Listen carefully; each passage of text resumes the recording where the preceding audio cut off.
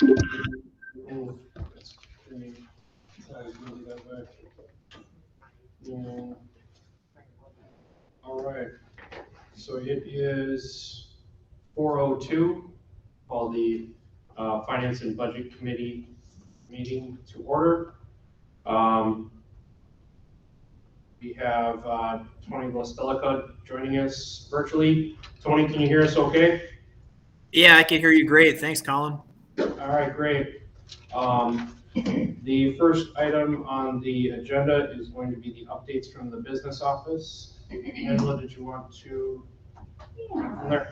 I just wanted to give some brief updates, just some things that we're working through lately in the business office.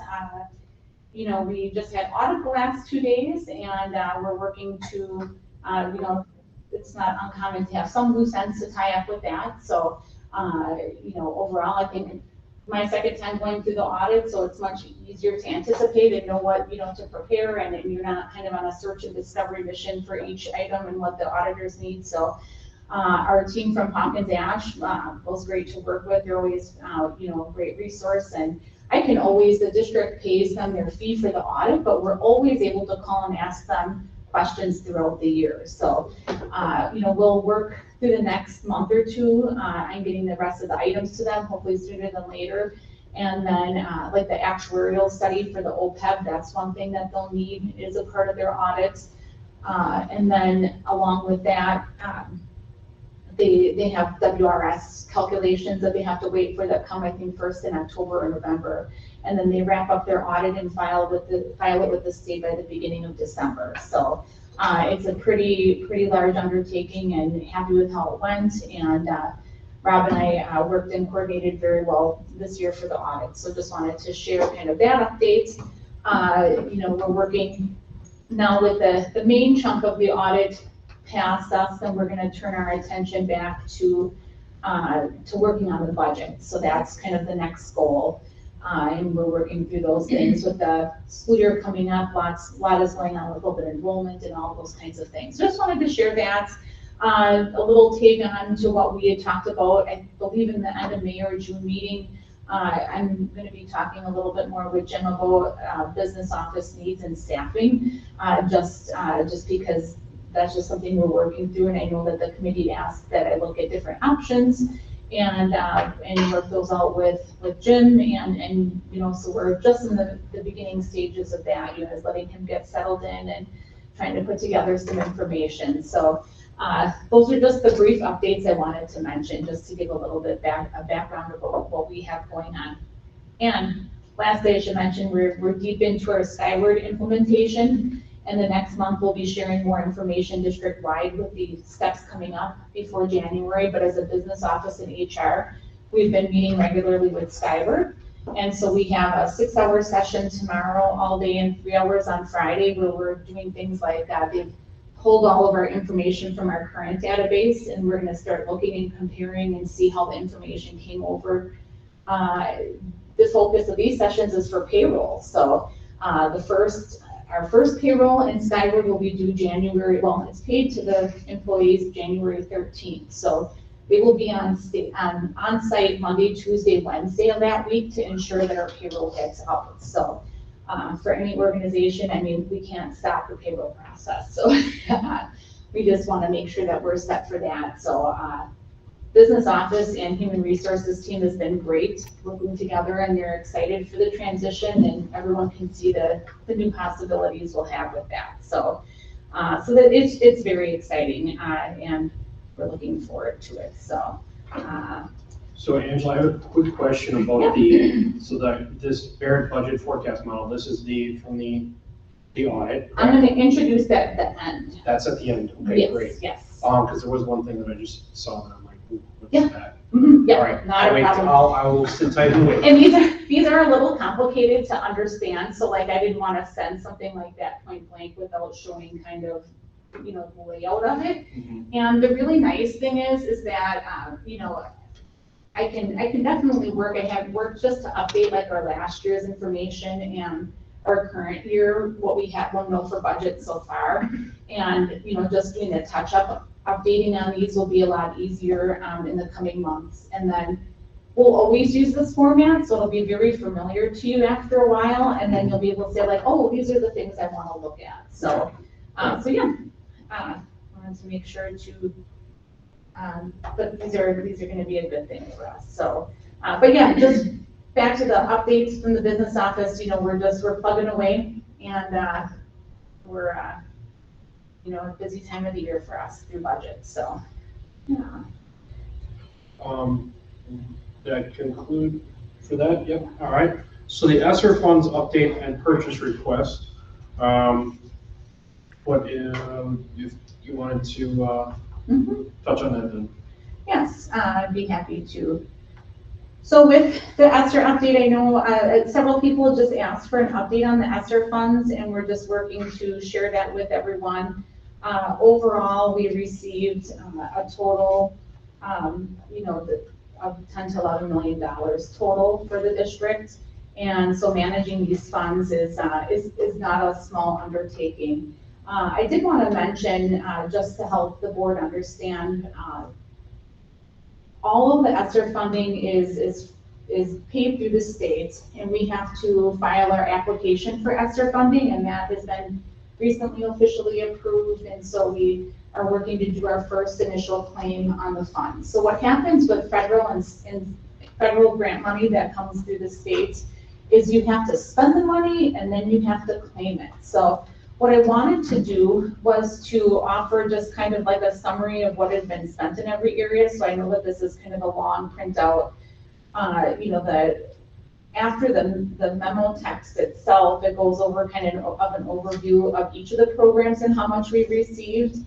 And then you'll see like an MPSD portion and a private school equitable participation portion. So all of the private schools in Manitowoc's school district boundaries were eligible to receive funding. And so they had to meet some criteria, receive funding under Title I, I believe it is. And so once they qualified, they were able to make purchases. So as a school district, we're responsible for facilitating all of the private school purchases to ensure that they meet all the federal grant guidelines. And so they will bring requests to us. I'll have to check if they qualify, and then we process all of the payments. So that is not a choice we have as a district. That's something, we're happy to help serve our private schools in that capacity, but that's something, just in case you're wondering, that is an obligation that's definitely been an additional weight on the business office over the course of COVID. So the private schools were able to receive ESSER 1 and GEAR funding. Because we receive a larger amount of Title I funding, we received GEAR funding as well, where most districts in the state did not receive that money. So what you'll see, like in the pages that precede, I just was working to offer some, more granular detail regarding what each of the schools purchased. It doesn't say the exact items, but like supplies, medical supplies, equipment, and we do have more, we also have specific information on that too. And then, so it just shows what was purchased by the schools. So you'll see that Manitowoc Public School District, we have the largest portion of the money just because it was based on the number of students. So then the ESSER 2 claims, that was ESSER 1 and GEAR. ESSER 2, we're focusing on HVAC upgrades and improvements, so that's just over $2 million that is spent in that area, and there's $3.3 million in there overall. ESSER 3 claims, we have 1.8 million claims so far, and then just looking up at my figures here. And then I just had mentioned that we have $5.5 million remaining. The private schools did not qualify to receive ESSER 2 and 3 funding. They received additional funding, and that was serviced through the CSAs. So they received ESSER 1 and GEAR and did not receive any of the other funding. So many people have asked, just as a snapshot of what we had planned for the ESSER 3 money, and when we work to do the salary increases. You'll kind of see this when we come to the scenarios later on, but we did not receive any additional money per pupil from the state for last year and for this year. So just the message that was shared at times was, you have money from ESSER, you need to use that. So a lot of, so they just urge us to use our ESSER funding, and many districts are using that to, in a way, balance their budgets. The very dangerous part, and Jim and I have daily discussions about this, the concern about this is that money falls off. And after this next school year, it will be largely spent. You know, we've identified some things, like we have 2 vans that we're leasing that are helping transport students to school. We have some services where we have mobile hotspots that we're using for some of the virtual students. So some of those things that we can ensure that we have money to fulfill our obligations on those, but, you know, and then those will be, we'll have to make a decision as a district, are we gonna continue with those expenses? Also with that volume of aid, you really can't get away from not using it for staffing, because it's just such a heavy amount of money. But we are gonna have to, you know, the idea was when we started with the ESSER 3 plan was we had positions that were funded through this, and you know, the rollover of staffing costs, if you had seen, was $1.1 million. That would be, you know, the equivalent to about 11.5 staff, and then that were added through ESSER funds, and then approximately, you know, because it's different amounts for each staff member. So that will, you know, we're going to have discussions about how we're going to, you know, work with our staffing to, you know, because that's going to, we're not going to have the funding available for it after that ESSER funds are gone. For the rollover of staffing costs, I did have a question regarding that one, as long as you're on that. Mm-hmm. The rollover of staffing costs, what staff positions would be within that Sure. scope? Yes. Let me pull up my document. We had an additional nursing staff was hired. My list here. And that was carried over for this year, or the equivalent of like 1.5 nurses.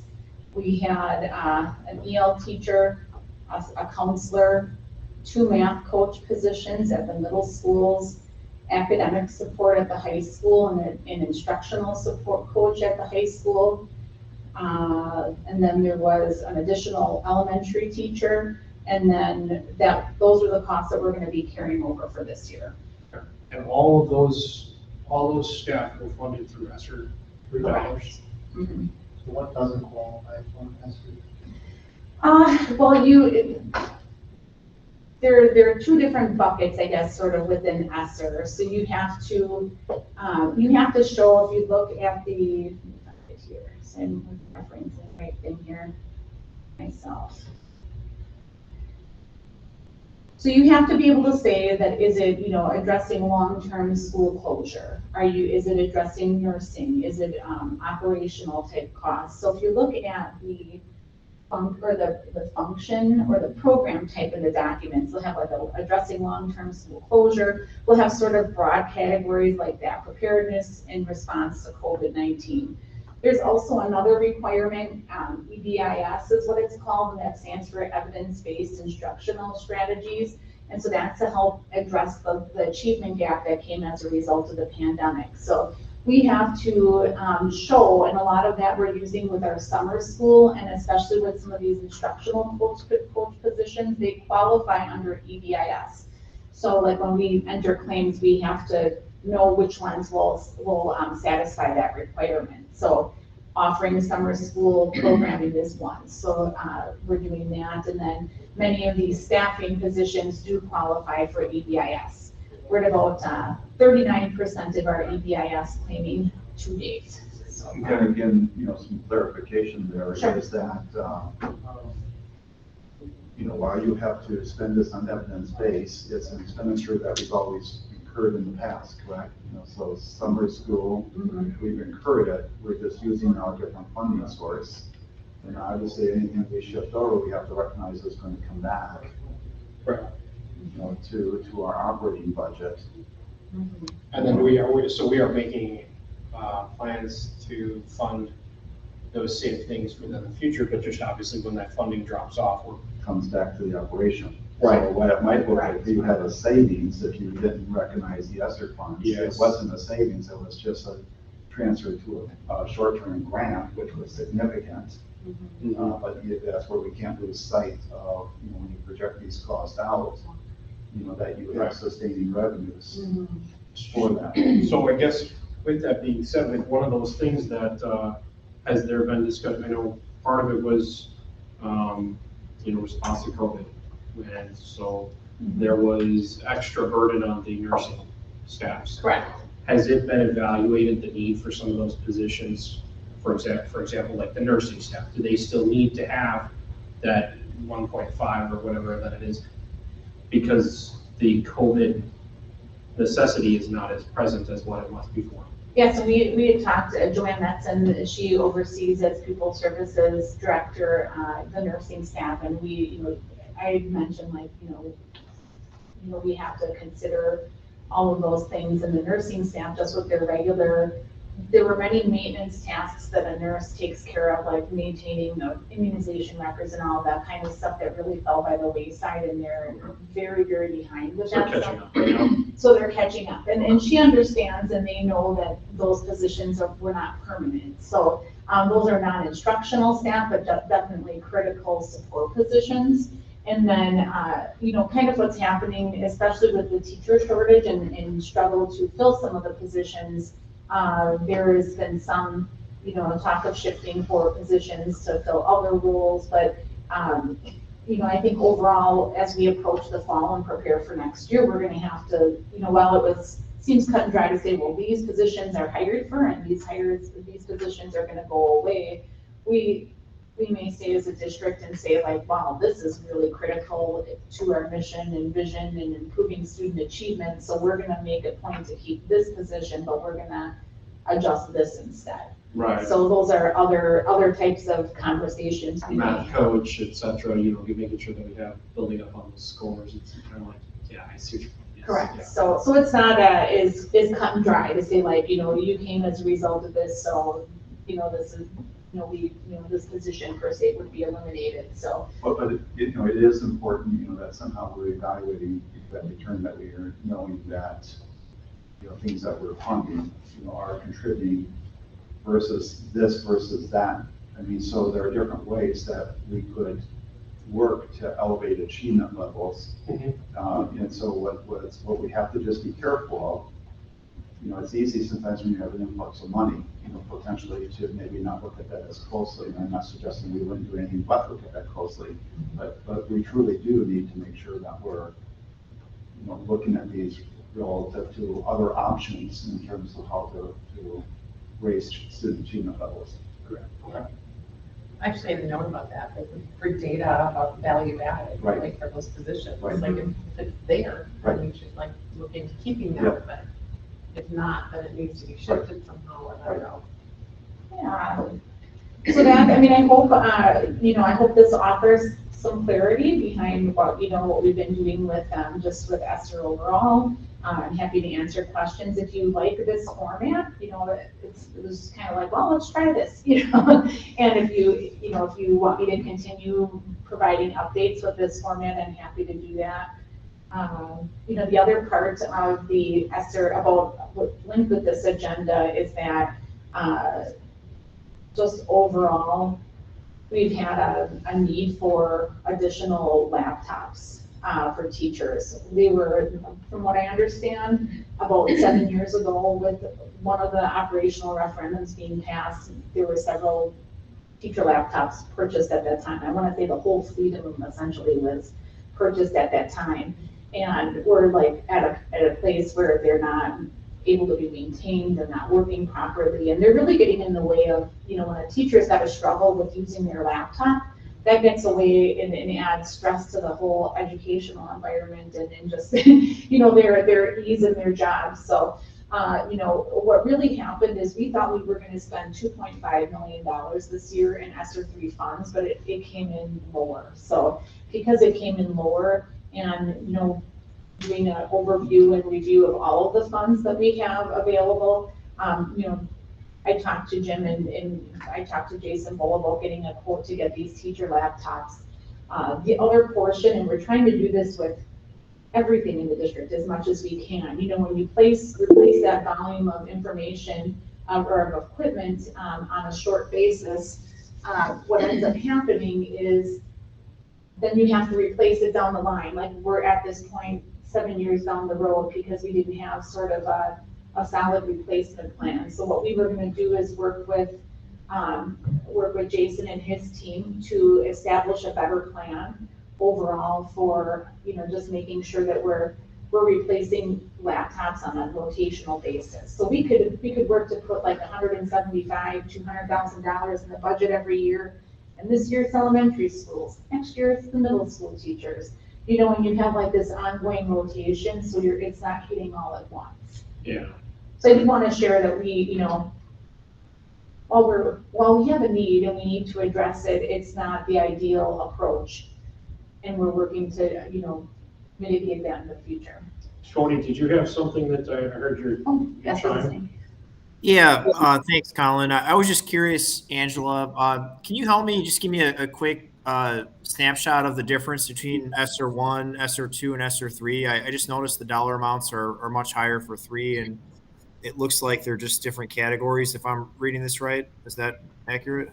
Yeah, really the requirements for all three of them, or all of the ESSERs are essentially the same.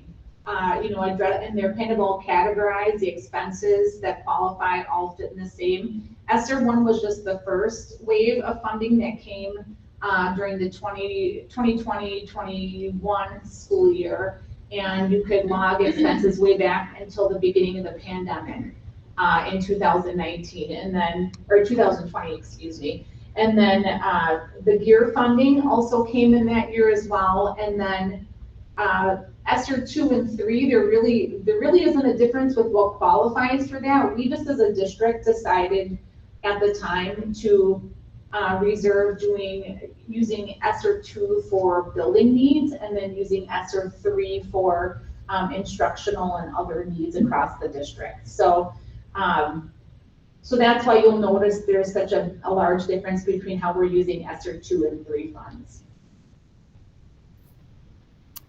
Okay, great. Thank you for that. And then I guess the other question I had is I see that GERF category. Yes. What's that stand for again? It's a special aid that only certain schools receive if they receive like more title funding. It's the governor's. I'm gonna miss it right now. Educational. I can look it up in a little bit. I'm not gonna remember my acronym exactly, but I can get it for you in a little bit. But yeah, it was kind of like an offshoot of ESSER 1, and we were one of just a small number of districts that received that aid. So there's quite a few districts that didn't get what we got. Huh? There's quite a few that didn't get what we got. Correct. So we were and that was about $600,000 additional that we received compared to other school districts. So that was definitely a benefit. So I am almost there, Tony. Now it's going to bug me if I can't remember all the acronyms. We talk, with Jim and I talk about acronyms.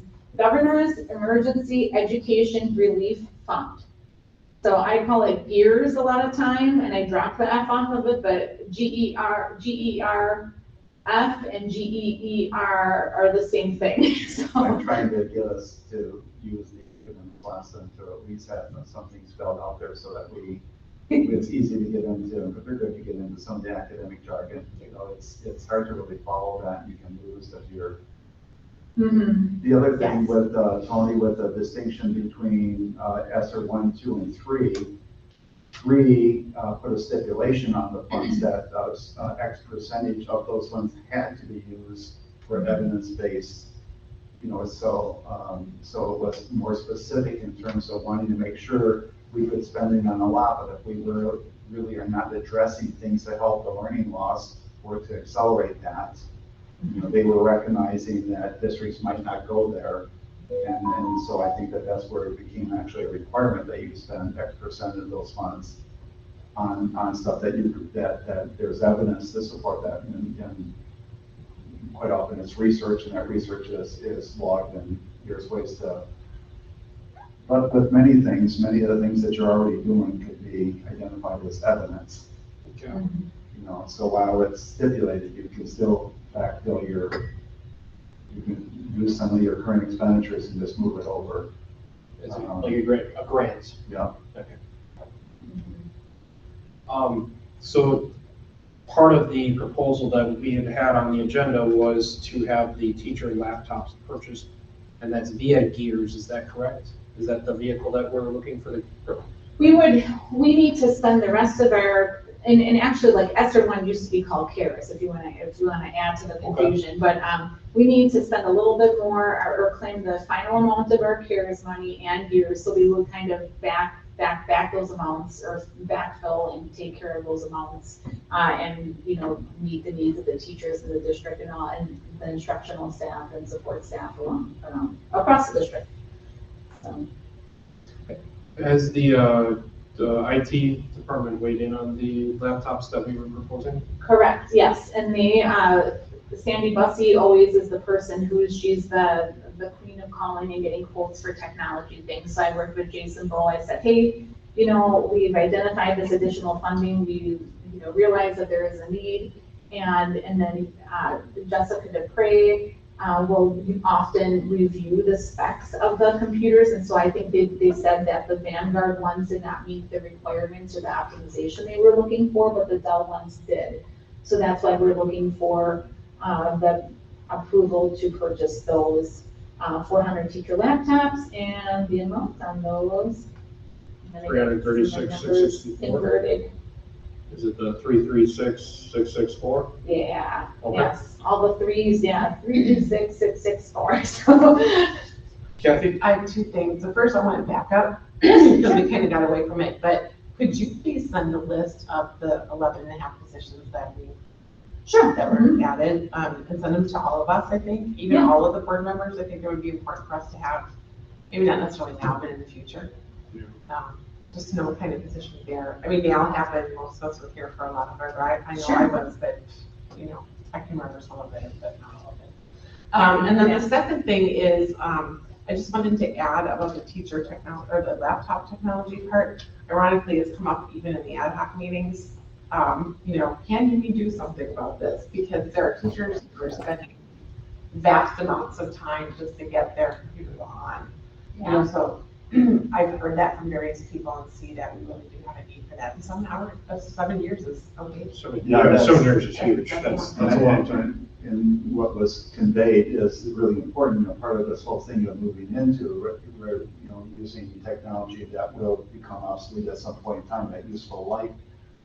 Right along, we should have, you know, thought just like buses. You know, buses don't run forever, but you don't want to do everything. If you can spread that out, kind of becomes a little bit more manageable, you know, versus big hits. And then if you don't have the funds in that, you know, it just can make things a little bit more challenging. So those things should get cycled in, and that's what we will work towards, you know, so that our operating budget actually reflects kind of this expectation about that you will have to replace certain things after a certain period of time.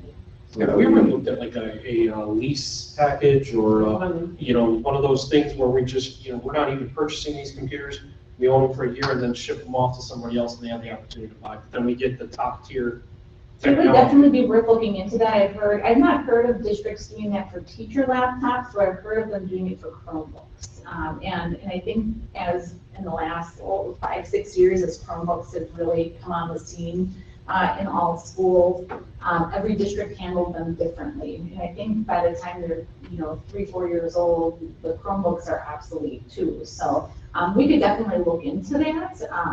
I don't, at this time, I mean, I'm happy to do that, but like I want to get these ordered as soon as possible. It'll still take time to get them in the hands of the teachers, but I agree. When I was a teacher, if I had like my laptop, I was trying to teach my students and you couldn't get on the computer or whatever, you know, this will be a great thing for our educators. At some point, they don't update. I'll use myself for an example. My phone. Right. Like I have a phone that's old, Right. and I can't get half the apps that I want or need on my phone. It just won't handle it, and I'm sure it's the same. So the computers essentially that we're getting are laptops.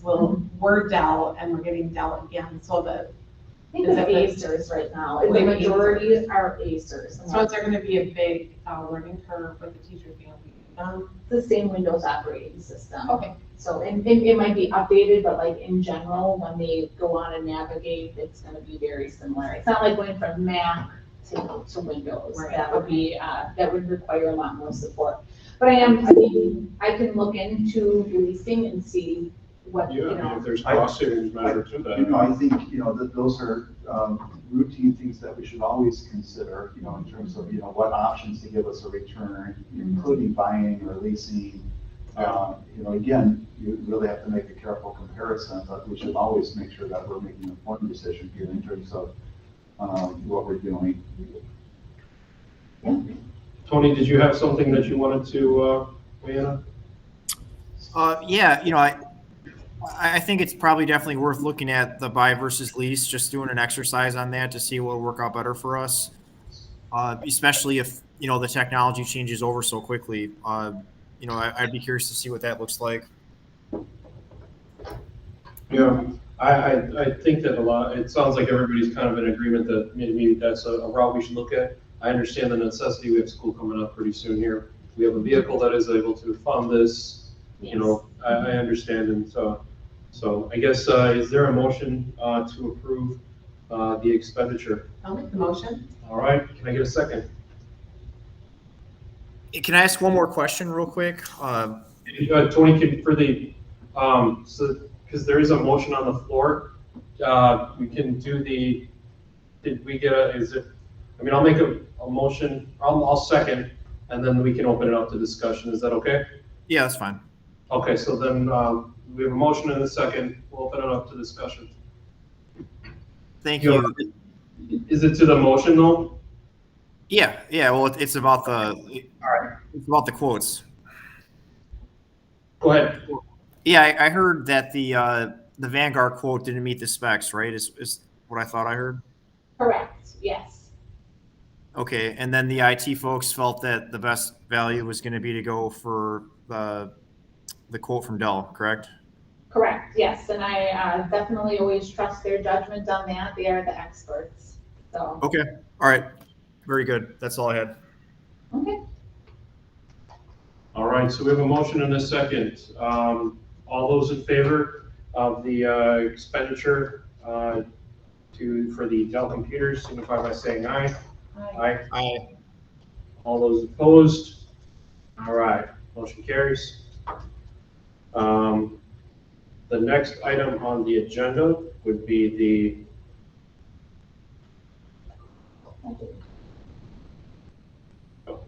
that's my computer was not responding. Oh, no. It's brand new, so come on.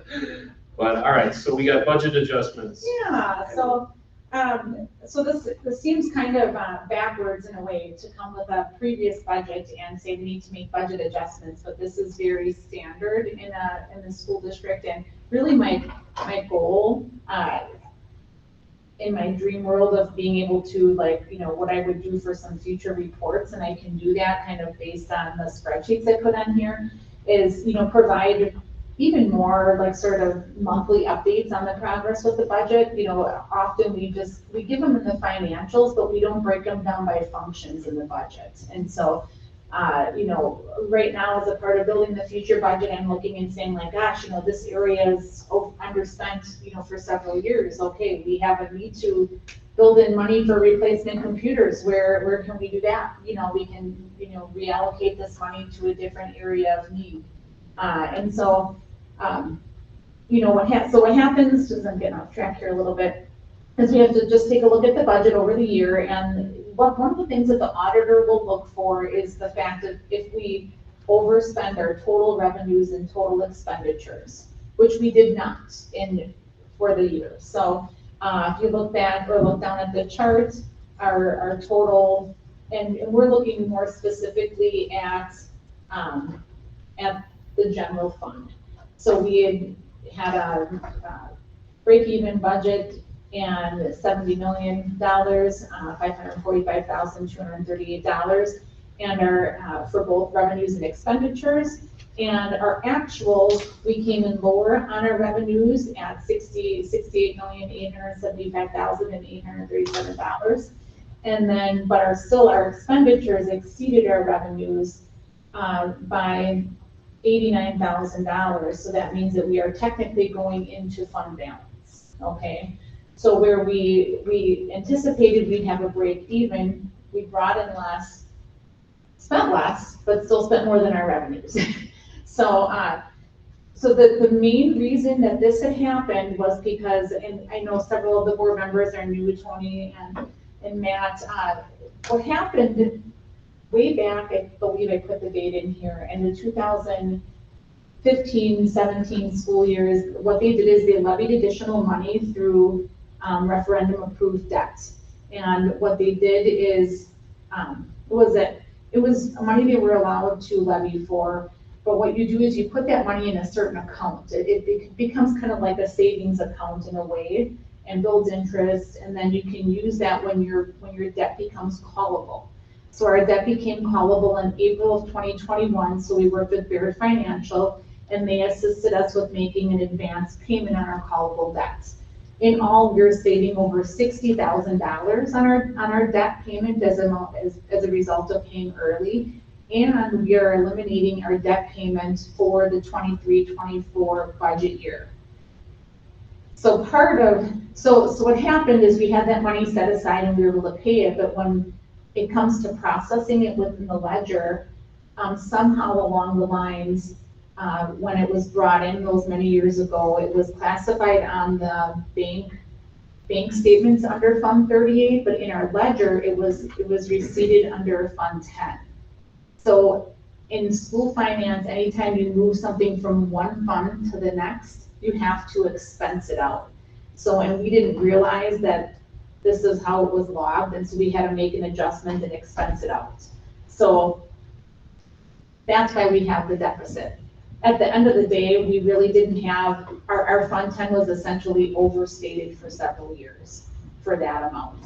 And so we don't have any more or less money. It was a good move to pay the debt early. And if we wouldn't have had that, we really would have had a surplus budget and would have been able to move money into Fund 46. But you have to fix it at some point because it's what the money was intended to be used for. So was the money expensed? Yeah, so so that's what created the figures that make us go into fund balance. So our expenditures were like $1.1 million more due to that, moving that money from Fund 10 to the appropriate fund of Fund 38. So it just almost gives it, because of that transfer took place, it looks like what it's not. Yeah, we really didn't we didn't make any more money. We didn't lose any money. It just had to be moved from this pot to this pot. But you booked in the revenue in 1 year, and because it's in a subsequent year now to move it out, you move the expenditures to offset that revenue that was improperly booked over to the right fund. Will that gain us in our state algorithm? Yeah, will that help us? Yeah, we'll get aided on all of that, which is good because you always want to fully expend your budget. So we fully expended it plus a little more, which that helps us the next year.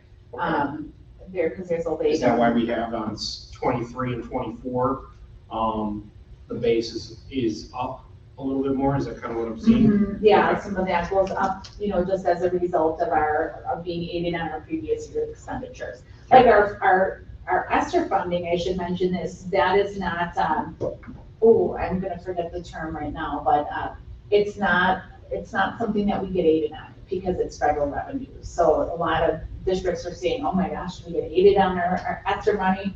We don't get aided on that, but general Fund 10 expenditures we do. So we fixed the problem. So the other thing I did find in working with our budget and when I worked on the scenarios, and I've got to, as I finalize budget, take a look at this even more carefully. Part of it is how our current financial system works. Right now, when we budget, it's not by position. It's just by, taking the total amount of cost for teachers and I want to break it out more carefully by fund. Because what's happening is we're budgeting more for our Fund 10 transfer to Fund 27, because we're obligated to cover the special education costs. But we've been over, just kind of over budgeting for it in the last couple of years. So we had a spike at one point, and I haven't been able to find exactly why, but now it's kind of settling back down. So we have to make sure that we can cover that. We're responsible for covering anything that's any negative fund balance in Fund 27, the special education fund, and food service.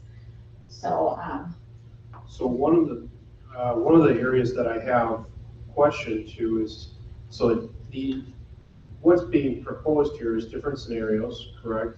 Now those scenarios, it looks like on some of them, we're dipping pretty decently into our deficits. and that's not related to the budget adjustments. The budget Okay. adjustment is it is really just for the current year budget to wrap that up. So All right. it's always just very important to me to make sure I keep the board aware of where we land financially. Technically, because we didn't go above our total revenues and expenditures, we really wouldn't have to do a budget adjustment, but I also wanted to do it in a way to just make you aware of it, and because we are going into fund balance a little bit. So to paint the bigger picture, we put $1.4 million into fund balance last year, so we're taking out, and this looks as a tentative number, 89,000. So we're still, it's not like we're making a drastic cut to fund balance. And we're fixing the issue. We're going to fix it at some point.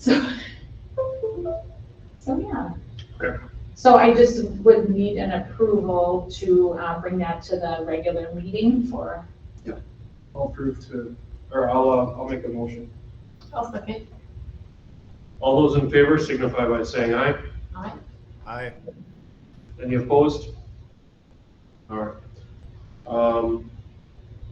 Next on the agenda is the budget update.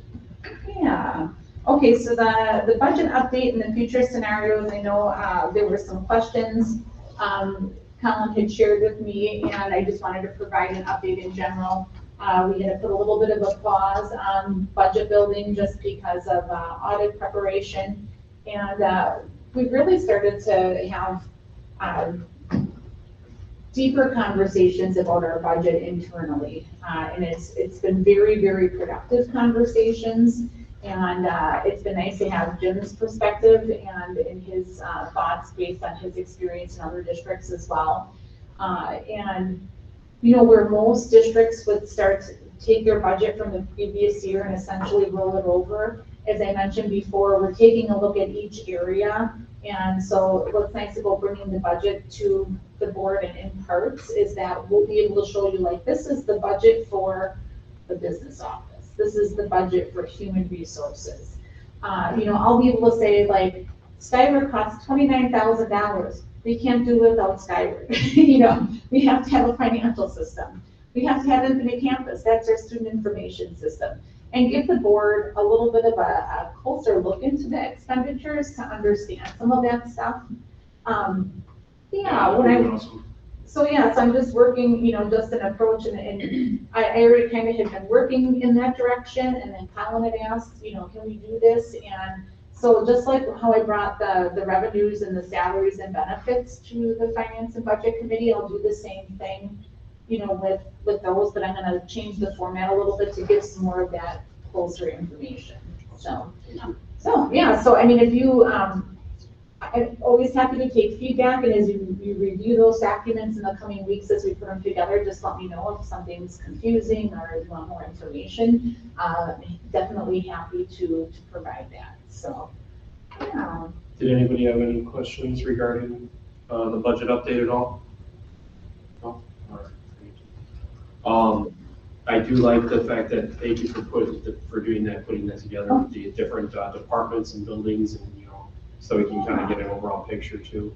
The next thing is the future budget scenarios. Yeah, and I think what I'll do first is and I apologize, I do like to, get this to you well in advance, but just with audit and stuff, it wasn't possible. And then I also thought too, some of it is gonna make more sense if I can explain it firsthand. So, the thick packet, let's start with that one. It's just really a lot of, it looks like I really worked hard pouring over numbers. It's a large Excel spreadsheet kind of repeated and resorted.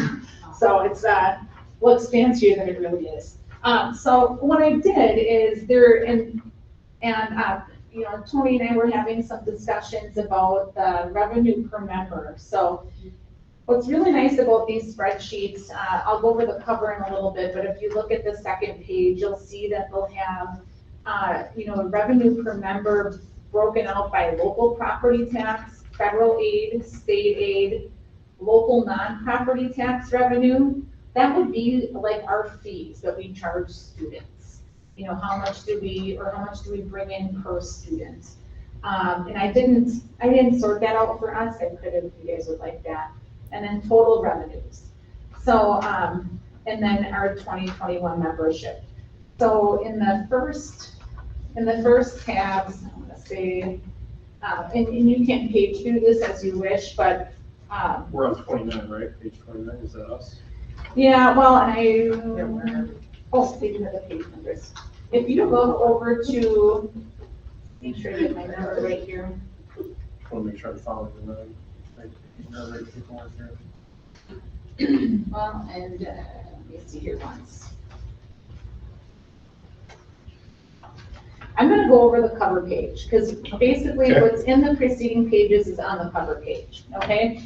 So, when I looked at where MPSD ranked in this, and I can send anyone the Excel spreadsheet, because I just merely filtered it. When I looked at our local property tax per student, our amount per student as a whole was $4,100.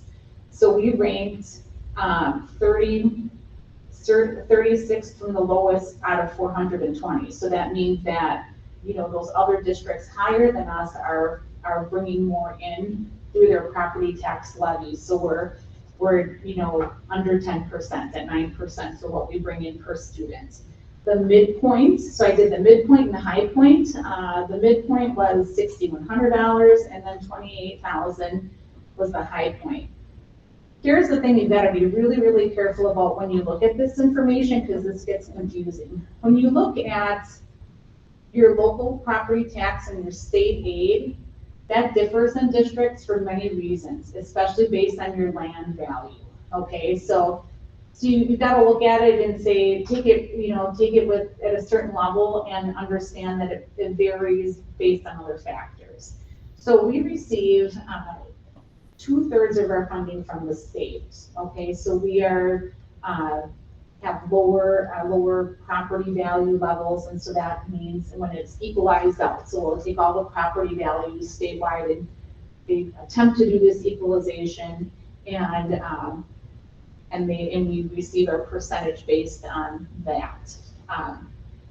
And then, so really the state aid and the property tax levy are the two pieces that balance out our revenue limit amount.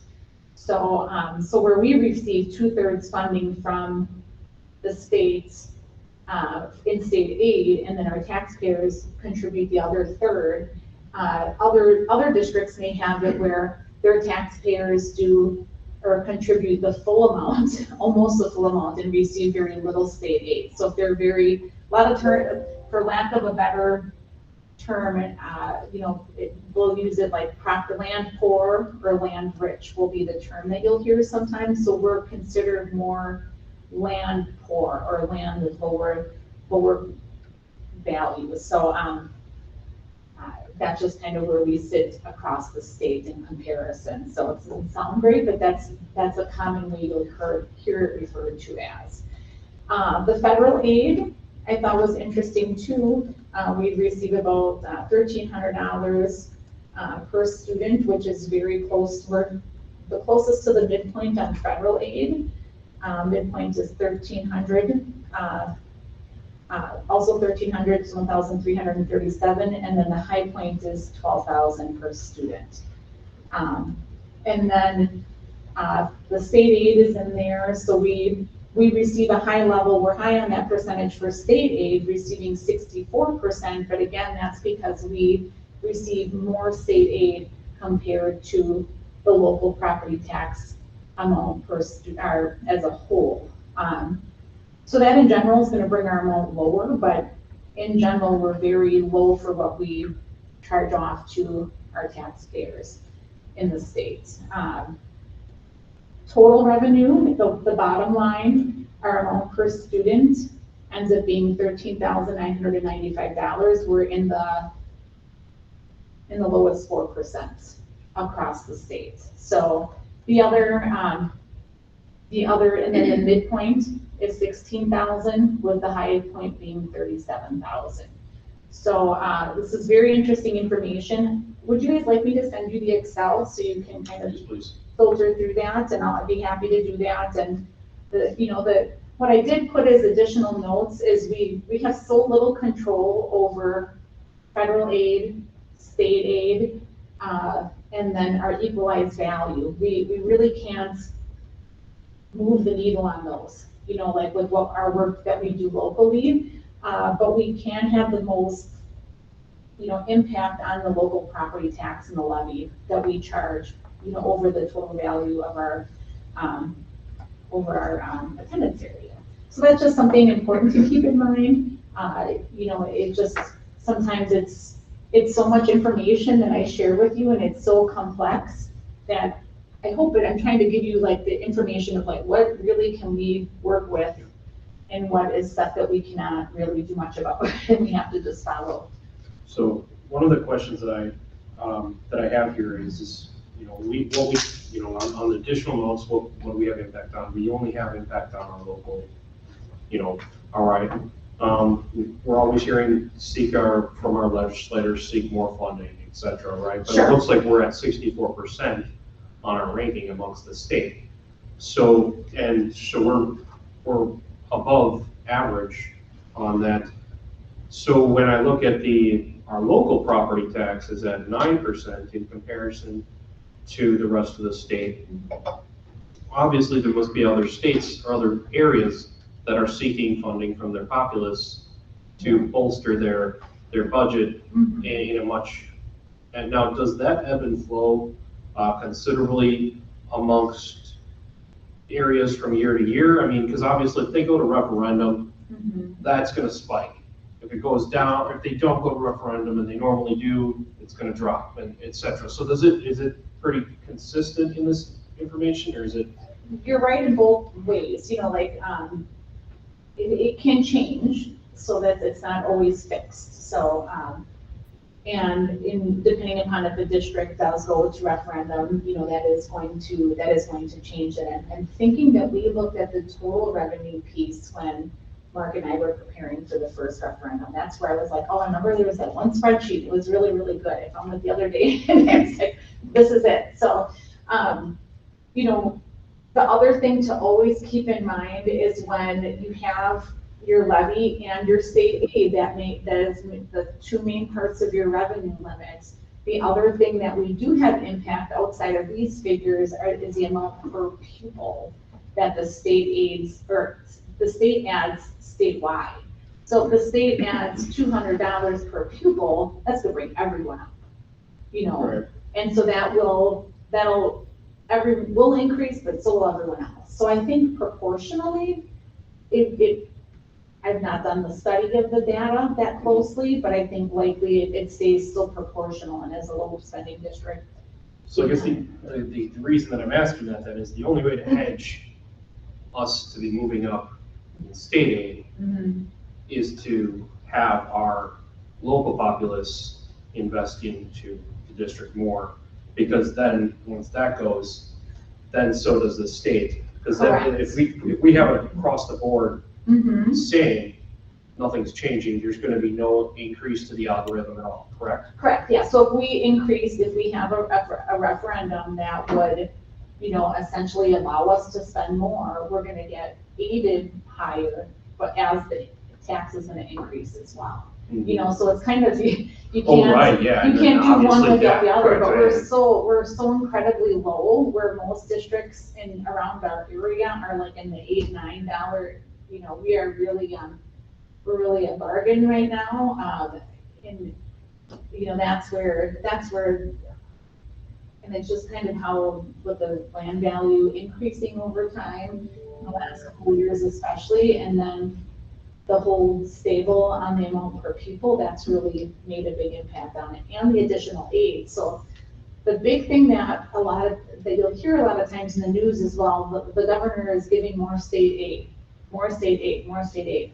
That's great, but he's not really. Saying who pays for it? Huh? Not saying who's paying for it? Correct, yeah, and really, it's, you know, we're getting more state aid, but that's not increasing our pot, you know, that's not making our cup bigger. You know, it's keeping the pot the same, but changing the ratio of what goes to the taxpayers. So he did fund and put more state aid into schools, but it went right back to the taxpayers. It lowered the amount of taxpayers. That's another reason our levy is lower, but it didn't give the schools any additional funds at the end of the day.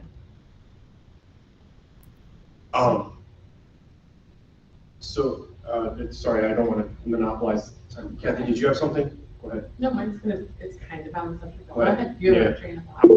Well, I guess I just wanted to make the comment that, I mean, apparently this came out in April, and I wasn't made aware of it until just recently, but there's a $3.8 billion surplus in our state. Could be lobbying for some of that money.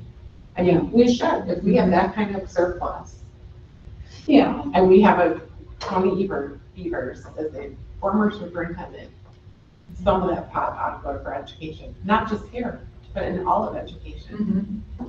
I think, I do not have the exact data here, but I think, you know, across the United States that we are one of the lowest funding per student, I believe. So I think Tony had a question. Yeah, thank you. So it sounds like, if I'm hearing this right, our funding from the state's actually higher than average, right? Is what Colin just said. And Our funding is higher in relation to the tax levy funding. So like if our revenue limit is 500,000, I'll put it in simpler terms. And 300,000 comes from the state and 200 comes from the taxpayers, we got $500,000. So let's say that was last year. They're not offering any additional per pupil, so we're still left with $500,000 if I use that example for this year. And so that proportion is like 2/3 state, 1/3 local tax levy. If they were to take and say, we're gonna give additional per pupil, like let's say they're gonna give us, ends up being $200,000 more, then you have $700,000 more, or $700,000 is your total revenue limit. And then let's say 5 comes from the state and 2 comes from the taxpayers. So that's where what really increases that amount is the additional amount per pupil. So that's where this can be confusing. State aid and levy is kind of like a percentage of the total amount that we're allowed to levy, or the percentage of our total revenue limit. okay, yeah, I'm sorry, you kind of lost me a little bit there, I guess, and maybe you're going to get to this, and if you are, then please let me know. But I'm just trying to understand if, you know, my understanding of this whole like situation was that, you know, our district was just like really, you know, conservative back in the day, and you know, because of that, you know, when they changed the funding formula like 25, 30 years ago, you know, we're now kind of in a situation where we're just, you know, having to rely on these operating referendums because we don't have enough, you know, cash coming in, right, to cover our expenses, right? So my question is, you know, if that's true and if I'm understanding that right, you know, let's assume that, you know, we were being treated fairly, in the way that we should be getting treated. You know, how much more money would we have every year in our budget than we have today? Is that quantifiable, and is that anywhere in in this data set that you put together? And it's kind of reflected in the data set. One of the scenarios I did was $1,000 more per student. So, and I've got to look for the exact range, and I could do it against like the state average, Tony, and I could prepare that in another scenario. But we would be millions ahead. What Mark and I calculated, like $8 to $10 million ahead if we were to have, more money per student closer to the state average. And I know that was your question, so that's why I put that in one of the scenarios. The nice thing about the Barrett is I can just crank out anything I need. So, but it's just really advocating. One thing we could use is from support from the board is talking to our legislatures and talking about the importance of this, because that's really, the formula itself. Ken Mishler had shared this with me. He said, really, the formula itself isn't what's broken, but that they haven't funded the formula. The formula hasn't stayed paced with CPI. And so, we have to give increases to our staff, prices raised. And so, it's just kind of working with that. We're not given the full, the full amount of tools that like a business would be able to say, well, we need to make more of this or that. Well, our main, our product is our education and building our community. And that's, it's hard to put in an exact price tag on the tremendous value that is, but, we have to look at, I'm just trying to think here, how we can just try to work and increase how much we get per student. And when you have declining enrollment, as we're facing like many other districts, and a large amount of open enrollment in and out, those are all pieces that play to the puzzle. So one of the main drivers to our revenue is our enrollment. So that's where we definitely have the ability to influence it with trying to attract students with high quality education programs and marketing for that kind of stuff. But that's just something that we have to work at as a district. Part of the, so for the per pupil amount, we're really looking at the combination of state aid and property tax, right? Correct, yes. So the real issue here is, and where we're having discussion is who pays what share. Yes. When the real issue is the revenue limit. Correct. If the revenue limit isn't increased, yes. That's what restricts. So what's Yes. happening right now is a little bit of the state looking like it's taking credit when it's just pushing some stuff over on the taxpayer. Correct, yeah, that's exactly, yeah, say that again. So That's versus elevating, the combination of the two, where that limit says it takes more to operate schools. And that's and then, so who controls the revenue limit, the legislators or the governor? Both. I mean, the legislators vote on that, so Right. I mean. So again, that, you would be, there's potential being two concerns. If you were, some farming areas can be property rich, but really have a low tax base, and they could, be concerned that a lot of money's going out of their area to pay for other areas. Right. Okay, so there's a couple of different ways that this could be bothersome, but clearly in terms of, how much, should that revenue limit be? And that has been pretty flat, correct? Correct, yes. And there, I didn't include it in this packet, but I think I shared it last time and I can share it again. I really should put in that Google folder some of these, like PDFs of some of this information, because it'll show like a historical overview. The first 2 years in 93 and 94, they were going to increase it by CPI, and then they decided not to do that. They probably, I shouldn't say, I wasn't around at that time in school finance, but they probably said, ooh, that's going to cost a little more than we thought. We're going to do per pupil. They did per pupil then, but they didn't increase it on a percentage. They did just a flat amount per pupil. So at the end of the day, I want Manitowoc Public School District to be a number one, right? Yeah. So as far as Milwaukee goes and lacrosse, my concern for them is a lot less than Manitowoc. Sure. how do we get to number one? If we were to be, obviously there's limits on what the state will kick in. At the end of the day, the state, the local, these are all they're still taxpayer monies, regardless. Correct. And how it's being funded. But how do we get it so that our state aid is bumping to, or the algorithm, manipulation of the algorithm, I guess. Sure. How do we manipulate it so that we get up in there and Yeah, we want to advocate for more money per pupil in the next biennium budget. I think you're gonna definitely hear that. The other. But wouldn't that keep, if we're advocating more money per pupil, if we're advocating for $200 increase, they're gonna give it everybody to $200 Correct. increase. So that's just the reality that we're operating in. Yes. So how do you manipulate it beyond what the reality is that we're operating in? Because you can't, we're not gonna change reality. Yeah, no, the only other way that we can, outside of that, the amount per pupil, is our operating revenue, or our operating referendum internally. That's where, we can, just starting to think, and, Jim and I haven't had a chance to have a lot of discussion on things yet, but we're kind of ready at that point where we can start really give him clear data on our future. And, the thing is as a district, we could decide to take two different approaches on the referendums. The operating, there's a recurring referendum and a non-recurring referendum. I actually I'm gonna make a note to share the history of the referendums for Manitowoc. I can do that for everyone, and I'll just type it here. Then just throw that in the Google Drive.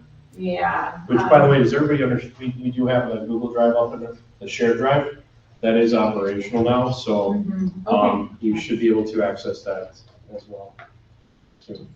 I'm sorry. Can't throw that in.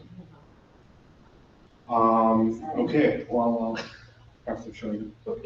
Finance has a folder right now. So again, as Angela, is looking, and you have, if the state and the legislators are holding revenues down, then where some districts, depending on the affordability, from their community perspective, are adding operating referendum to increase that per pupil amount. So essentially, they're continually seeking referendums so that they leapfrog and continually bumping up so that eventually the state's paying more. Yeah, but You aided on, yeah. And maybe I'm saying this in simplistic terms, but it boggles my mind that our state allows us to put in essentially $14,000 per student. And at the high end, other districts get to spend over $37,000 per student. Well, that's like when I was in Michigan, I worked in two school districts, a rich one and a poverty. It was how we got locked into the system. Yeah. In one district, I had $42 million more to spend because of how the system got locked each in. One, at one time was benefiting from their rich tax base with Fortune 500 companies, and they kind of grandfathered those schools in. The other one, Traverse City, it looked like it was a rich place to live because it was a desirable place to live, but it had the lowest, they got locked into the lowest level, and that was substantial. It's very similar. Yeah. But it amazes me though that they would allow some areas to spend those kind of funds on their students and not in others. And it's no wonder we have an uphill battle with all of our I don't mind the range, because of the engagement of the community potentially to support schools, but there's a reasonableness of what that range might look like. Right. But, $40 million difference between one school district in the state and another one too, and we have the same type of disparity. Probably what this is. Yeah. I might be doing my math incorrectly, but I quickly called out my phone and what I just came up with is between what we're spending at, say, $2,300 difference between what we're spending per student and what the state midpoint is, 2,300, okay, times say 4,800 students, I have $11 million, $11.4 million a year. That's just a midpoint. Yes. So I can't imagine at 37 plus what the difference would be. And that's actually infuriating. It is. And so that's. Because I want what's best for our kids. Correct. And I think if you look at, when I send the Excel, if you look at a district, you're gonna wanna look at their state aid and their local tax base, because that's gonna give you, like, oh, they must get 95% here and 5% here, and oh, we get 50-50. So that's where that can be misleading. I mean, we do have, we have a very low mill rate separate from that. So there are communities that are going beyond Yes. to make up a large amount of that. Yeah. You know, in terms of what happened in Michigan when they, and again, I need to really dig deep with Angela here to fully understand Wisconsin the same as I did Michigan, but in Michigan, when they passed their legislative reform, they really grandfathered these high spending districts in with restricting their growth, so that they just keep coming, and at the same time, there was a commitment to bring the bottom up. Right. What happened after 2 or 3 years, the rich districts were concerned because they weren't getting enough state support, and they stopped bringing the bottom up so that they could find ways to get the top even more. But it's, you know, a little bit, some people would argue it's the Robin Hood, thing, where, stealing from the rich, there's got to be a reasonable balance, because the education for all students in Wisconsin should be a priority.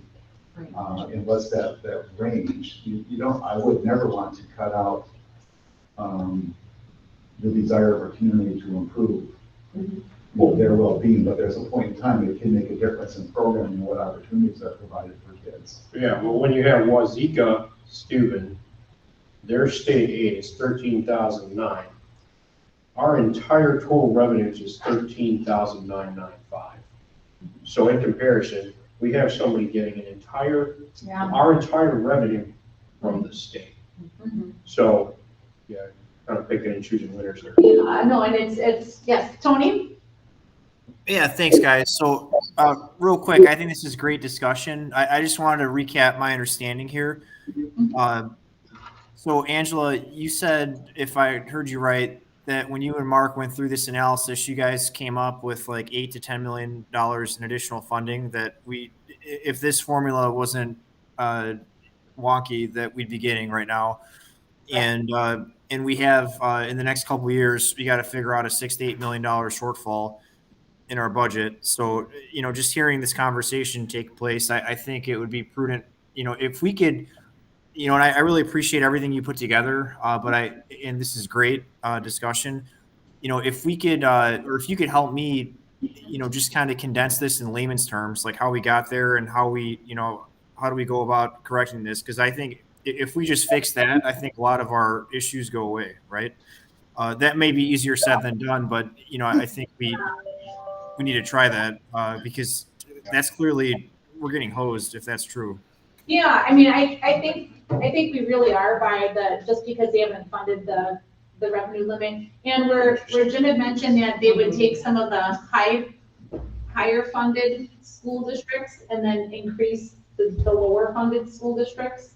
The state has done that a little bit, and that chart it shows where they've tried to bring the lower revenue limits or low spending districts up a little bit to close that gap, but they haven't continued to do that, so that's where there's, and unless they do like a magic 1-year fix, that's gonna be always the issue. What I wanted, just the last little piece I wanna make sure to share with the referendums, I'll get you all the history on that, because it's very interesting to see that. The last time our district went for a capital referendum was my senior year of high school in 1997. And so, Lincoln High School was totally redone at that time, and the referendums since then have been a combination of recurring and non-recurring referendums. Currently, we have a non-recurring. So, I think the community and communities across the state, I would say it's fair to say that many communities have experienced a certain level of fatigue on referendums, understandably. Why are you guys coming to us again for money? Why do you need it? Why can't you fix it? Like all those things, understandable. I get it. We could look at and consider doing a recurring referendum that builds it back into your revenue limit. And that just is a built-in fix, okay? It doesn't, unless we can do it, I can look into this, we can't say, well, we can increase this 1.5% going forward. I think it's just a fixed dollar amount, and that's what happens. But in the past, I want to say in 2014 or 15, they tried a recurring referendum, and there was opposition due to people not wanting to have like a forever commitment to that. So that's why we have to keep coming to the public and sharing the need for operational referendum support, simply because what we have is not going to work in reality.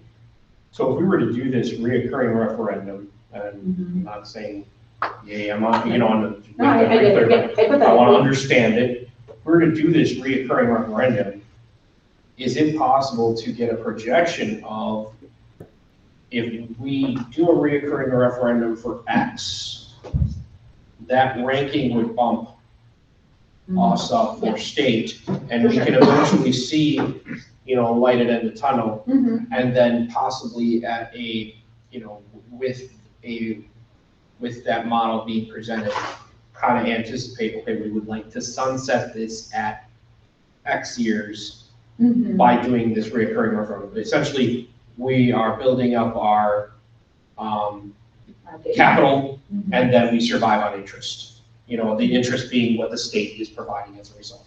The recurring referendum wouldn't go away though. Like, once you add that in, I mean, you would receive and you'd get additional, you'd be aided on those additional funds, but really what would happen, I guess, if it makes more sense, is let's say you have your total revenue limit, it would be increased, and then when the state continues to add more per pupil, and then perhaps does that low revenue limit and closes that gap, we would come up more overall and be closer to the non-low spending districts. You know, it's hard to, I know what you're saying, but there's not a way for us to say, well, we're gonna do this for 10 years and then we're gonna stop it again. That'd be a non-recurring. We can cease a referendum, we can still go back and cease whatever it is that we put in place. That's true, and you're right. And we also have the ability to, let's say we would go for an operating referendum for a same amount or higher amount. You can always say as a board, well, looks like we don't need that money this year. We're going to levy $2 million less.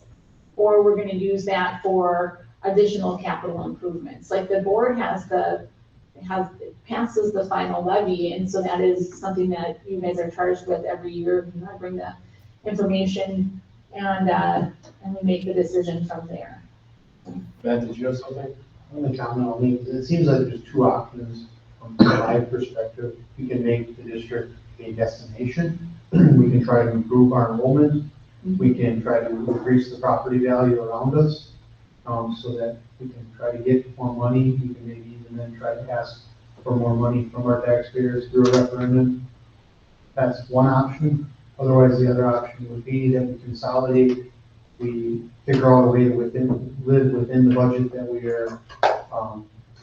are already given. We use the ESSER funds to shore up where we have, you know, some problems. But it seems like there's kind of like a pivotal point that we can make a choice to be, you know, get our enrollment up, get our property values up, or we consolidate and we shore up and get ready, you know, for our changes in our enrollment long term. So that's kind of where I see us. We try to answer Tony's question as concisely as possible. But that's where our strategic planning and our conversations have to lead to. Which plan are we trying to go for? You know, do we want to grow and reclaim some of the boundaries of our pupils, of our enrollment numbers, or do we want to try to work within what we are going, or what we think is forecasting? So that's kind of the scope that I'm seeing it. We can obviously, this isn't behind maybe, but that's the discussion I feel that we're headed for. So just, oh, go ahead. I mean, any other? I'm just really bothered by your second scenario, because we're at the bottom of the pit right now with how many funds we have for our students and trying to give them the best education possible. Yeah. And I think we have to do our best to survive within the means that we're given, of course, but we also need scenario 2. We need to be trying to growing, and so I don't think it's an either or. I think it's all in. The reason why the funding probably wasn't equal, obviously, is because land values throughout the state are different, the economic development in different areas. So like, that's where that whole, you know, algorithm is coming from. So and then the cost of things traditionally weren't the same everywhere. So that's why Manitowoc was a destination to live, because I felt in my lifetime that money went a little further in Manitowoc than it did in the Fox Valley. So that's where we're getting that. That's where there can't be an even playing field. There shouldn't be, what $1 block here was a little bit different than there. And obviously things are being more, but you kind of put yourself in that perspective that things costed differently in different areas, and that's kind of what this is replicating with land values, and then that algorithm not coming out the same everywhere. So, and you brought a very good point about Fortune 500 companies in one area, and then obviously a different area they didn't have that, they had more farmland. So traditionally we've tried to keep our property taxes down. What the heart of what you were trying to get at was that the revenue limit. If we could adjust that, then we could say, hey, we're going to take the federal and state this year, and then we're going to ask the taxpayers to pay this much. But it seems like to me that they just cut out, if the revenue limit is the revenue limit, they're cutting out the availability for us to receive more tax money from the taxpayers that year, is what I'm understanding. Right? And I'm saying, well, there's nothing we can change about that at the moment or at this board level. So how are we going to move forward? Well, it's going to have to attract more people to our district, get property values up, which they've been up. They were up there about 20%, I think, in this area, in this county, which we were very, very low for a long time, and we just bumped up in the last year and a half, 2 years. So we've caught up to the other areas. So that should reflect positively for us for revenue, that aspect of it. But to answer your question, I'm kind of off on a tangent, but that's where we have to use what we have and be mindful of how we can actually affect our students positively. And that's why if we can get the community to buy in and we want to be a destination, that's how we will receive more money from the community in many different forms. Tony, did you have something to add? Yeah, thanks, Matt. I agree with a lot of what you said. And, I think really our strategy has to be an all of the above approach, right? So we got to do, I think, we need to address this funding issue, the glitch, right? Whatever you want to call it. But obviously there's a discrepancy there in how we're getting treated, and it's really not fair from what I could see. I like the idea of increasing enrollment, focusing on what we can control. I think if we could, improve the achievement, I think that's going to help in that area, amongst other things. And then third, we have to be looking for cost efficiencies where we can get them, right? So it's really got to be, we really got to be looking at all these things and really anything that's going to improve our chances of, overcoming this. I mean, this is a pretty big pill we're going to have to swallow one way or another the next couple of years. So we got to be exploring all these options, I think, knowing that, really the fix is going to take a while, right? If this thing is the funding issue, I don't know how motivated these legislators are going to be to do anything, but we really got to be looking at all of these, I think. As a short extension to what Matt had mentioned, with the increasing value, that's why the mill rate keeps dipping as low as it is. So the good news is, what's really good is that if we want to go out for referendum, capital and or operational, we're going to still be paying, taxpayers would see an increase the next year when that gets to be put in place. But if you think about what the mill rate was 2 years ago compared to what it would be, it's going to still be the lowest in the county. Like, I can almost guarantee it. I wouldn't want to promise because we never know what other districts are doing, but we've been most definitely the lowest in the county, and we would maintain that, if not with making those improvements. So I think that's where we often think that, going to those referendums is just something that is just, bad because it increases taxes. It doesn't, it is an increase, but it's also an investment in our communities. You really, really have to think about that. You want to have, there are definitely spots as we're looking deeper into the budget where we can be more efficient, where we can repackage it, and we're doing that. We're going to keep unpeeling the onion and keep doing that. That's our responsibility. We just there is a certain amount that we aren't gonna be able to get away from, that we still just have to fund. And, one thing kind of with Tony's, request for some of the scenarios, one thing I didn't have a chance to put together yet is like, if we would look at if we were to cut $6 to $8 million from the budget, you know, that's 8 to 10% of our budget. You know, if you do that straight across the board, that's gonna hit both staffing and your operational expenses.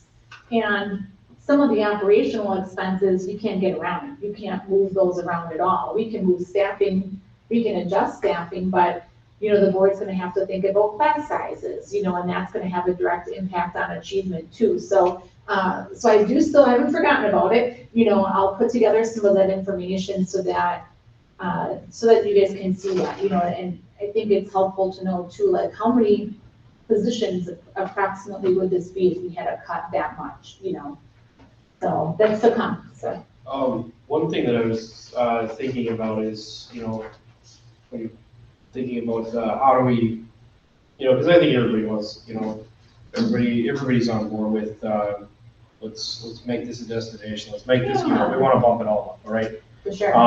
We operate within the reality we're given. You know, if we can manipulate the algorithm into our benefit, obviously we should be doing that. Trying to find ways to make that happen.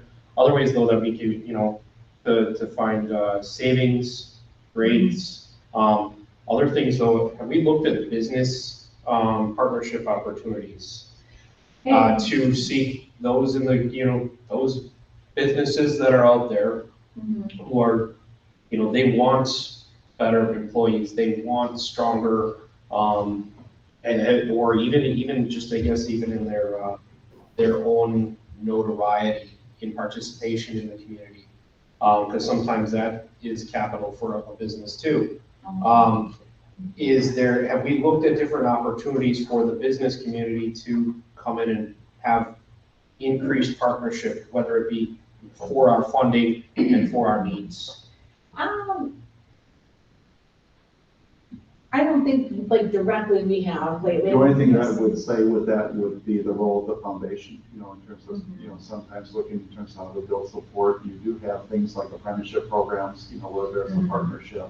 You know, towards that funding source though, you know, again, I'm not familiar with what, you know, where traditionally you might look as that foundation to recognize, you know, there's some need, you know, and how do we help promote and to build this supplemental amount. Even like, so, you know, like I don't know if this is exactly what I'm advocating for here, but I mean, we'll just put it into like, you have a basketball team, stadium is extremely expensive. You know, most people can't, more have some sort of sponsorship to the, you know, these are going to be their future. And quite honestly, allowing the students aware of, you know, those job opportunities, that's beneficial to the student too. So I mean, even having stuff like that where, you know, we just, hey, are you interested in, are we, you know, do we have any type of campaigns running with the business community, working with the EDC, et cetera? And not right now. However, like as Jim had mentioned with the foundation, they, through their becoming more formalized as a separate foundation, and the district is still helping and supporting in their, you know, we actually going to be scheduling a meeting so we can talk with the exec committee of the board and also with the foundation board to help everyone understand that relationship. They are definitely a board that's willing to, we're the sole benefactor of or beneficiary of the foundation's work. And some of those things, like their members in the community, that's their main charge is to give money for the schools. And not for operating things necessarily, and we wouldn't want it for operating things, but to improve, you know, long-standing things for the district, or just capital improvements, right, and naming rights and all of those kinds of awesome things, which give great partnership with the community and in the school district. So it's really exciting. They're, you know, we're in a good spot, and we're just going to really see the foundation is sort of ready to really make great progress compared to where it was over the years. It was just a very small organization, but now they have their own separate board. They have someone hired to do fundraising, And we have the money invested with the Lakeshore Community Foundation. Our scholarship and loan program is thriving, and, you know, we're just really working to support our community through that and our students. So it's really So exciting. we are starting to move down that pathway of allowing these opportunities from the business world. Yes, That's awesome. not with our like district business, so to say, but with the foundation, but we benefit from everything. Like on the 990, it says Manitowoc Public School District benefits from all of the efforts of them. And in their commitment to hiring someone to focus on fundraising is huge, because that's only gonna mean more for our students. So I have a touch base with Stacy to set up a meeting, and so that's gonna really be something in the next month we're gonna be talking about. I hope if we can get something on the calendar, so it's very exciting. I look forward to that.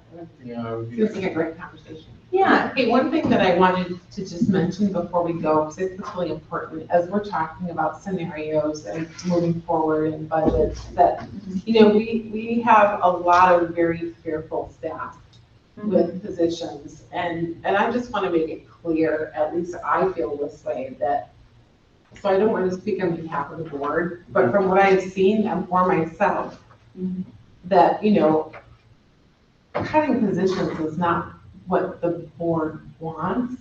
Now I'm saying, I have boards, I'm trying, but I've never heard that. It's about just the reality of trying to make our district healthy and whole for our students. Nobody wants that. I mean, who would ever want that? Yeah, so that's, We yeah, just I need- think this is a good point, because sometimes how a conversation gets framed can scare people. Yeah, Yeah. and I don't want Yeah. our takeaway Right. to be like, well, here's, we But- either can do this or this, that's, But clearly, you know, one has to understand the business side of things Right. relative to, but it's all about making, you know, really getting a great return on the resources that we have. Yeah. You know, and then to equip our students and our community best they can, so that it really just continues to build, because we're creating positives, and that positives will promote more positives. There is a reality check, you know, and I think we all recognize that, but again, I think we have to be careful how we frame, you know, something, you know, just to the extent that they're recognizing we're fighting for the community we're fighting. and for the students, and for the staff that makes us happen. Well, and so like, I guess part of my fear too is by asking Angela, when you're saying, I'll get you how many people we would need to eliminate to, you know, which is great, but I mean, the purpose of behind that is not saying, oh, so we can get rid of this, and so that we understand the reality of what the budget and the dollars mean. It's not for the purpose of checking off of, you know what I mean? It's for, so we get what the reality would It can mean. be easily misconstrued It sometimes could. where a conversation is going, and yet we Right. recognize, we're gonna be the first to recognize the reality. Yes. But our reality is hopefully doing something, you know, the way, as I recall, I think it was Peter Drucker said that, you know, the best way to predict the future is to create it. Yeah. You know, that somehow our mindset of how we create this destination point because we're doing more of the right stuff just builds support, you know, sustain, you know, that not only takes us up, but sustains whatever we put in place. Yeah. So it's about understanding, Oh, not about for sure. creating any kind of fear. And I just feel like people they need to know that. Like, Yes, and really like in our district now, when I was as a teacher, like especially as a music teacher, you know, I was worried for my job every year, you know, February, March, April, all the music teachers, you know, talking to each other, oh my gosh, what's your enrollment next year? And, you know, our staffing really hinged on enrollment, and, you know, so I get it. But this I goes also back to have like to- Tony's point in terms of, you know, Yeah. what's our enrollment, or, you know, if we're gonna become a destination point relative to, that people would select us as choice or move here because of our school systems. Right. It creates a whole different type of, synergy in terms of what we're doing to recognizing the return that potentially provides. right, so the goal there is positive. It's about like having lower class sizes, more teachers, like, you know, raising our With the academic recognition that there's level. no free lunch, somebody pays for Right. whatever we do, but when Correct. there's more when there's more success, But that's- people want to support that success either. Yeah, and so if that's our goal, it's not to increase Right. classroom sizes, to get rid of teachers, to, like, the understanding needs to be, those are the goals, as we want to make this the best that they can be. And my goal was to give you the information so you can help make those decisions and align them to the plan. So yeah, no, I know you guys understand that. I just don't want others to get that misconstrued either, It's easily $100,000, $100,000 to 80,000 to 120, depending upon the cost. And I have a calculator, it's another thing I could share as well, the true cost of an employee, because a lot of people think about their contracted salary, but when you add your benefits on top of it, that really, often, I never understood how much I really was getting as a benefit when I was in the classroom. I had no clue. And it just, and so that helps the board be informed, so. Question about the thing that you presented, and I appreciate the sentiment, so to make sure that the public is aware of where the desired direction of many of the board members are, if not all. I don't want to speak for all, but I will speak for myself, and I will speak for, it's primarily the goal to make a cohesive, community partnership with the, but the non-operational, the scenarios that you've built out for us here, we had a operational referendum as the base, the 6 million referendum as scenario 1, 8 million as scenario 2. And then when I look into here, some of the scenario and how that forecast comparison looks like, the big one, there's two huge scenario comparisons that really kind of popped out at me. If we were to go to operational referendum in one scenario, we are almost, the deficit is huge. The other one that we'd be looking, and then the other one is the base, but it seems the one that stands true and almost the best is the and maybe I'm just reading it wrong, so I'm seeking clarification on it, is the scenario 2 that seems to be the most. On the third set of them. I'll number these differently next time. It's like base 1, 2, and there's 3 pages and they're all different. So, so I think on the third page, so right now, as it stands, we have our 4.3 non-recurring operational referendum, $4.3 million this year and next year, okay? I'm not sure, and I need to look into this, true to tying all of our conversation together, we're looking at cutting expenses. We've got to figure out if we're going to go for an operational referendum. We're able to go already this next April to ensure we have it in place for the next year. What happened the last time that was really scary was that we had to pass it or we had to cut like a ton. And, the public could have chosen either way to pass it or not. That's a fact. But we ended up on a doomsday and everyone was really on edge, where the thought is to potentially go this next spring. If it would fail or there would be concerns in the public, let's say we would try a reoccurring. If it fails, you have to wait a full calendar year to go back, and there in 2012, you need a whole year to go by. And what you wouldn't want to do is have it that you have to pass it in November, and then your school year's already started. You wouldn't cut positions at that point, or it'd be very, very, very detrimental to the whole entire school district. So just not how we would want to operate in any way. So the thought was to be proactive and work to go this next spring so that we can have just sort of, just feel secure in that sense. And the amounts, the finer details we have to work through. So these are very broad scenarios. So when you look at each of them though, they talk about the membership numbers, and you'll notice that the membership numbers are going to be the same in all the scenarios. So this has our enrollment, and it pushes it forward for the following years. Then it has the per pupil increase, and that one I did manipulate a little bit, because that's the one where, like, if we receive more per pupil spending, or amount per pupil, that increases money that we have. The per pupil categorical aid, that's all steady throughout. We received more categorical aid this last year, but we will be back to 742 this next year. The equalization aid growth, I did put the growth rather low, at 2%, where it's been higher. So that's just your overall value.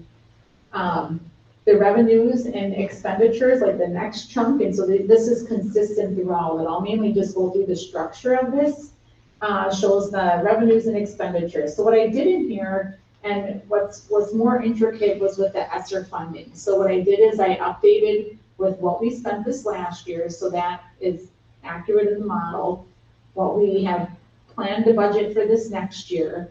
And then there are certain things that will fall off next year. So like we're doing a one-time stipend. So for 22-23 in the model, I took the stipend out.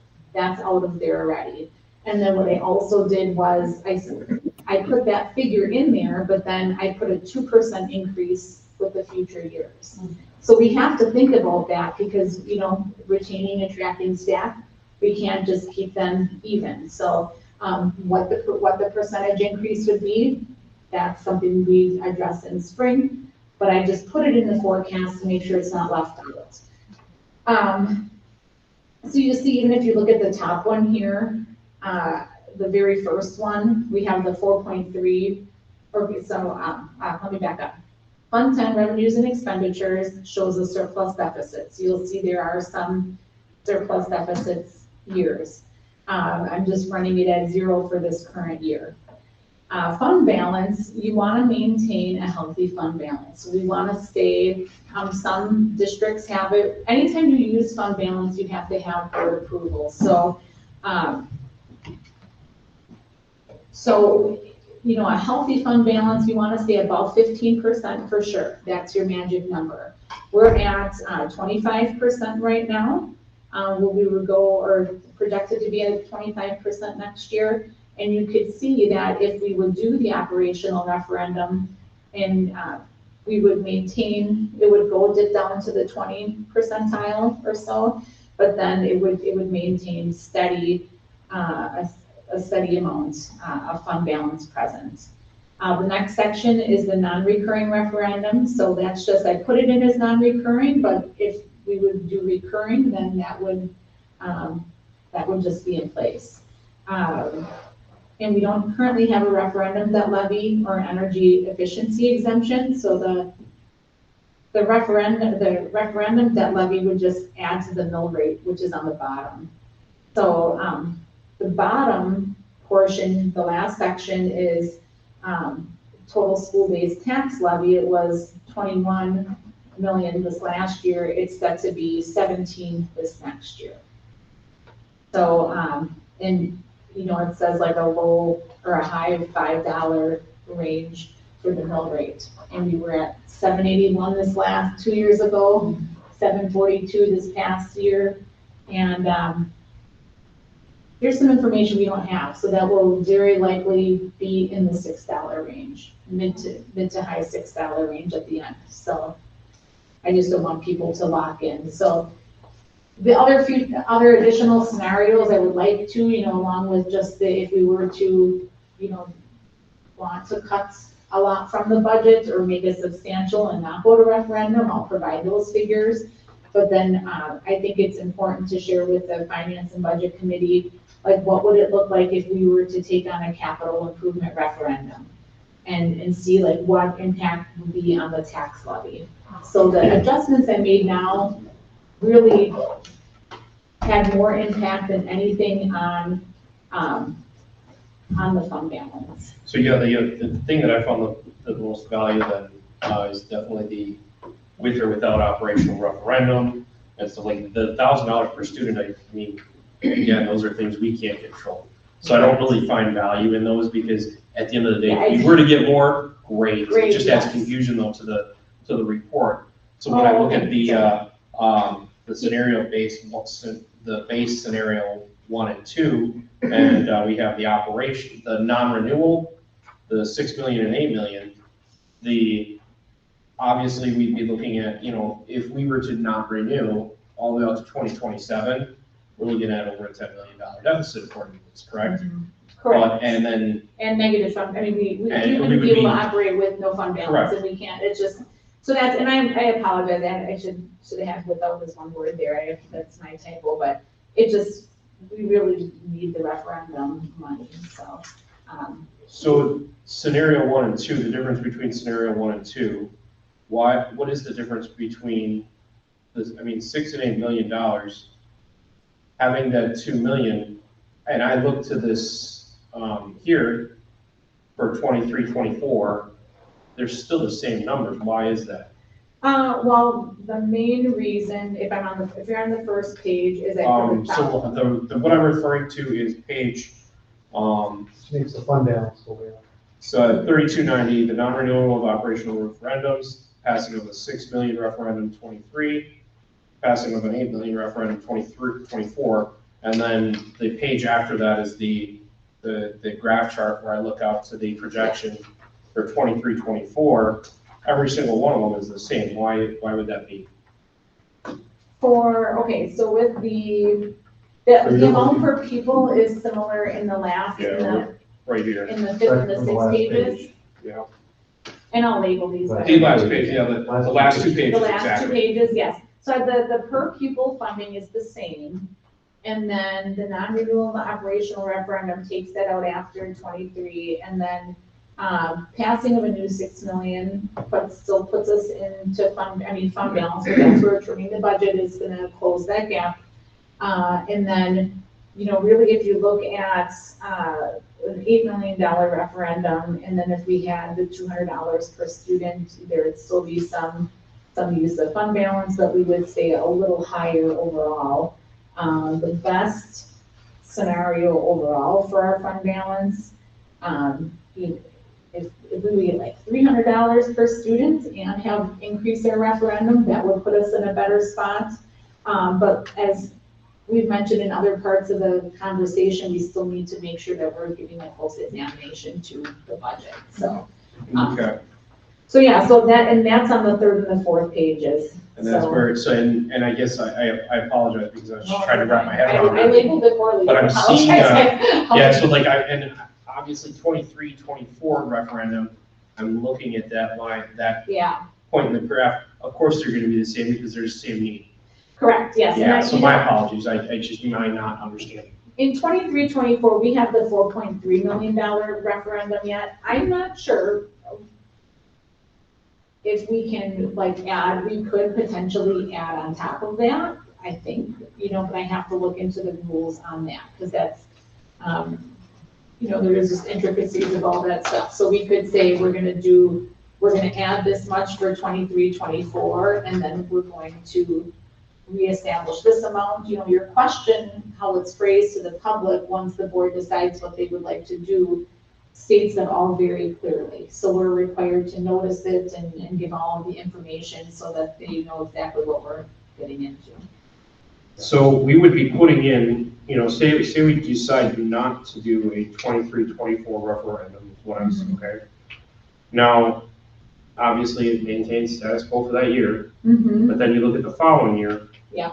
The position that we place ourselves in is significantly detrimental with an $8 million deficit. Moving forward for many years. So that's where, again. we And where Matt definitely- was saying, we have a point, it's a pivot point. We either go left or we go right here. Yes. Okay. So then, as a taxpayer in Manitowoc myself, I would want to know if the school district is looking at the budget closely, and we're definitely going to be doing that. So, when we bring the budget, it's going to be the first draft, and then we'll build in even more and take a look at it after we, bring that for the initial review, and then this years down the road, we're gonna have a lot more information to go. Clear information to go on when we have the discussions with everyone for budget. So it'll be positive. So just let me know. So you can kind of see how these scenarios they're really, once I have the information updated in the system, to run and make these different scenarios is super quick. I just pop 200, 300, and it's hypothetical, but it gives us a really nice forward-looking forecast, which we want. I think it's important to like comment too, that the last referendum, which was 4.3, we only decided to go for 4.3 because that's something we thought we could possibly pass. Yes. It's not really what we needed. So that was just to. That's a good point, that is. So that's part of why that number is not even in your scenario, because that is not, at the time, that was maintaining. And of course, our costs are up now too, so you can come close to that right now to keep. I remember when Make us whole. Sue Schnarr was the interim during the time between Sean Alford and myself coming in, and I remember listening to that meeting when she was talking, and they were thinking of going up to 5 million, but that's what they felt comfortable that they could pass at the time, and with not affecting the mill rate. That was the main focus. So you can see that the mill rate varies a lot in these different scenarios, some in practical ways and some in very impractical ways. But it's interesting to see because there's so many factors that change things. It's very complicated. Yes.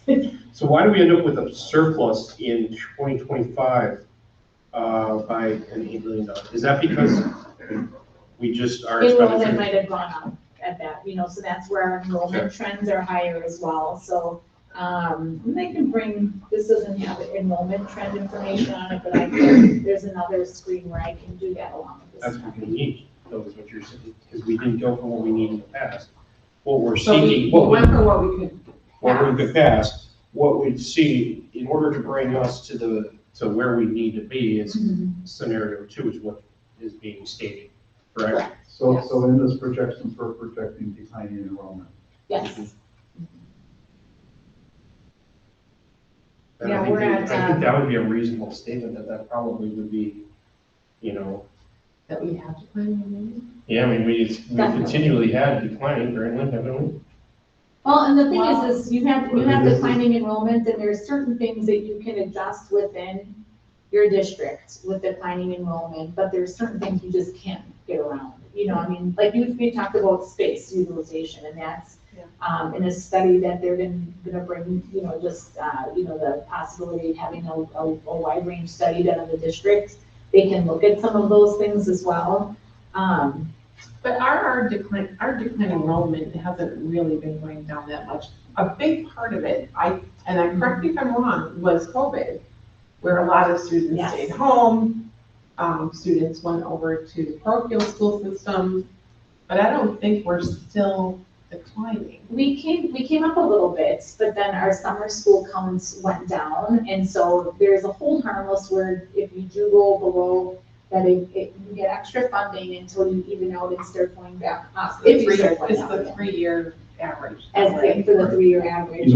With this, we really have to have a clear understanding in terms of what's contributing to our enrollment trends. Yeah. I would imagine at some point in time, without having time to look at our history, at one point in time, you had more anchor businesses, Although we've got a lot coming in now. We have a lot coming in now too. Exactly. So maybe So conversations with the city. And then, how much are we losing to choice? I mean, so you really have to understand, how much might be related to the economy, how much might be related to the competition. Right. In terms of how we do compared to others. So we really do have to have a clear understanding. Yeah. And I think you need to look at scenarios almost with flat enrollment, to have an idea just in terms of what might happen. But then also in terms of what happens if you have variations up or down. Yeah.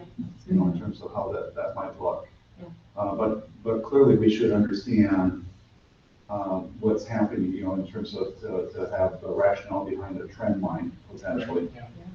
What we might do, obviously, as Matt was explaining, even, in terms of if we want to have a destination point, that means that students want to come to our school, people want to live in our community. Those things are all positive. And so clearly you need to have an understanding of what are those contributing factors that make a difference. Yeah, and we do get there. Does anybody have anything else for the budget scenario items that they would like to touch on or discuss? Or the future budget scenarios? All righty. You still there, Tony? Yep, I'm here. All righty. All right, so we're gonna, if there's nothing else that anybody wanted to bring up or discuss, I'm gonna seek a motion to adjourn. Okay. I thought Tony. Motion. Oh, I'm like, does anybody want, you guys want to hang out? Ready to say here. I'll second that. All right. All those in favor signify by saying aye. Aye. Aye. Were you the second, Kathy? Or were you the She second? was, yes. Okay. 5:57. All right. All right. Thanks, guys. See ya. Thank you, Tony. Enjoy. Here. Bye. All right.